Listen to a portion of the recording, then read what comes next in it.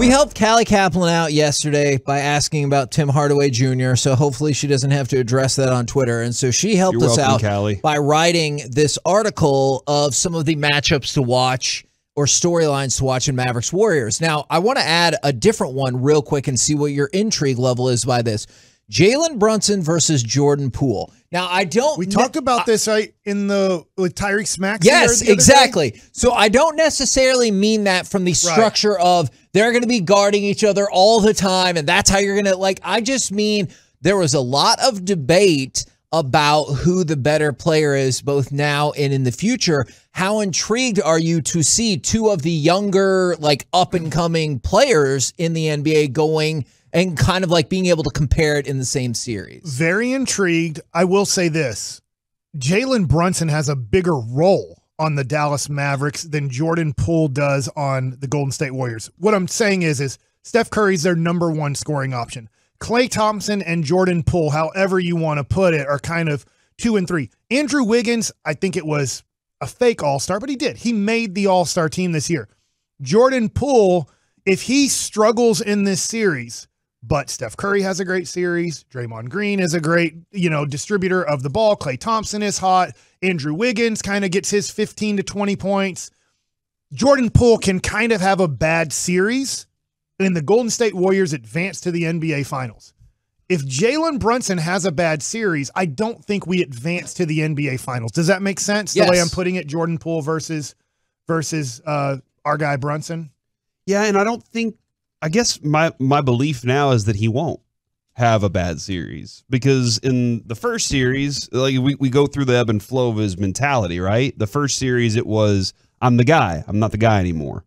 And then as he found his way into this series, it got better each time, right? Yeah. Hopefully the shots can go down a little bit easier for him, because there were some times where you're like, it got halfway down and jumped back out of the basket. Although he does seem to really enjoy the spectacularly difficult looking shots. Yes. Like he gets some shots that like look like they would theoretically be easy, but he got spun around and like threw it sideways like a sky hook. He is a replica. I'm not saying he's as good, but his game looks so much like Steph Curry's. Like, I wouldn't be surprised if he tries to mimic Steph Curry's workout habits. I mean, picking his brain. It's a smart thing to do. No, he's talking about Poole. Jordan Poole. Yeah. Like, when you watch him, you're going to be like, because the crazy, are you talking about his crazy? We were talking about Brunson to start, but I got you. Yeah. So I just like, when you watch him, if you haven't been watching a lot of Golden State basketball, he looks like the way Scottie Pippen mimicked his game after Michael Jordan. Like, it wasn't Michael Jordan, it was Scottie Pippen, but a lot of the moves were kind of Michael Jordan moves.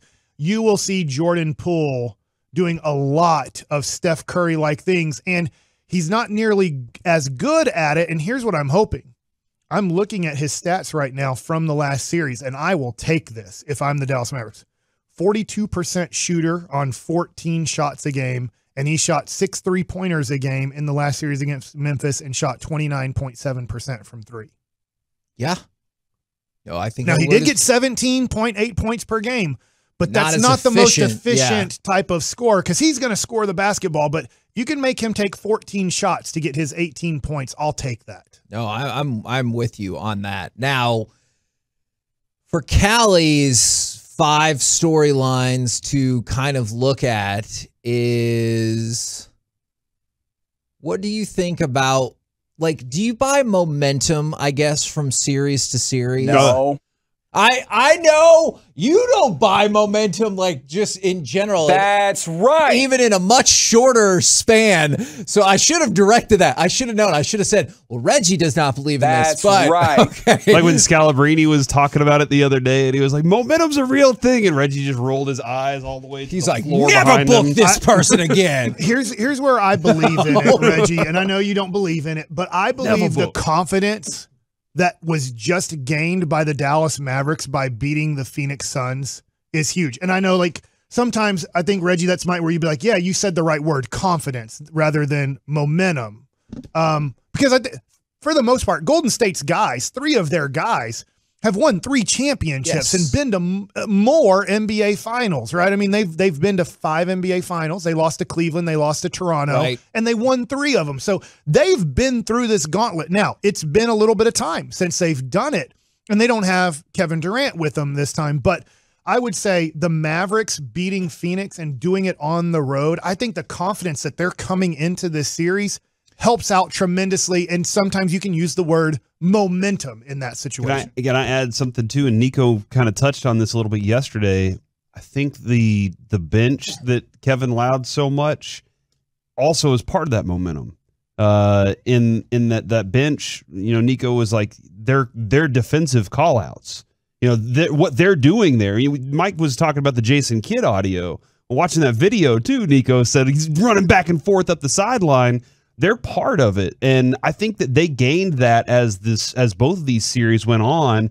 In their understanding of what they're like, they go to class, they watch film together, they understand what those guys are trying to do on the court, and so I think that they've been part of that momentum building. Hopefully, they can get it faster in this series. They can figure out what they're trying to accomplish earlier, and that helps, man. You're out on that court, and a guy's saying, "Hey, he sees something behind you can't see." It's helping those guys out.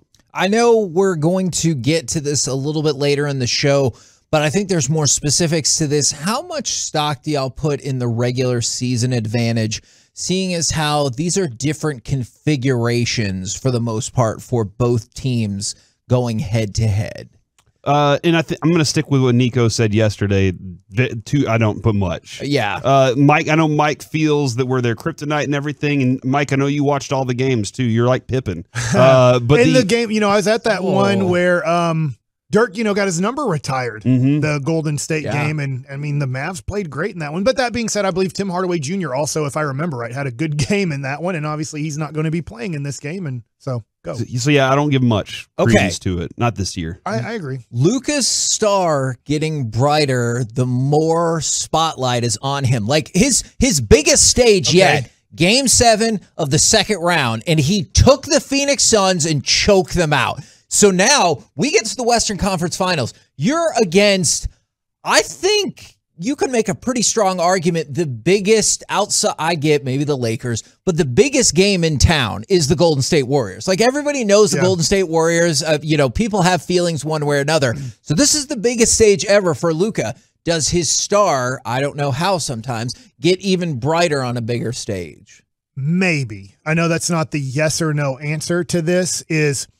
I don't really like the CBS Sports Minutes that we do, but I did hear a lady yesterday, I don't know who it was, but I thought she said something that I kind of liked, and she said, when it comes to Jason Tatum, he's not really an unlikable figure. He's kind of quiet, stoic, doesn't talk a lot of trash. You don't see him getting into it with refs or getting into it with fans or getting into it with other teams.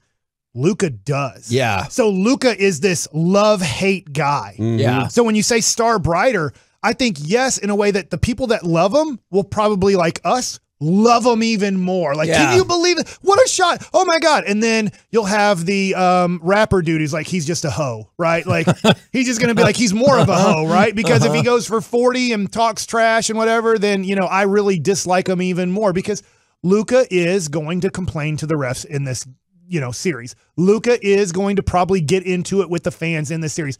Luka and Draymond, I guarantee you there will be a moment where they both get double teed up for getting each other's face.